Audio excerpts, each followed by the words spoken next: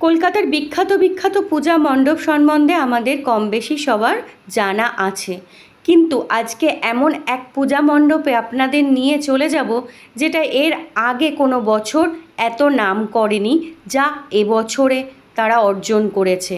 হ্যাঁ, আমি বলতে চাইছি বিধাননগর দক্ষিণদ্বারি ইউথ দুর্গা পূজা কমিটির সম্বন্ধে, যাদের এবছরের থিম ছিল সিংহবাহিনী। তপন সিনহার জন্মশতবার্ষিকী উপলক্ষে তপন সিনহার কম বেশি অনেক ভালো ভালো কাজ এখানে তুলে ধরার চেষ্টা করেছেন এনারা।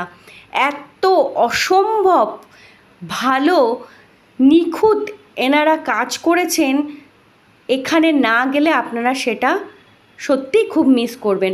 আমি তো সত্যি একটা অনবদ্য পরিবেশের মধ্যে যেন মনে হচ্ছিল পৌঁছে গিয়েছি। আপনারা একবার হলেও এখানে ঘুরে আসবেন, ভালো লাগবে।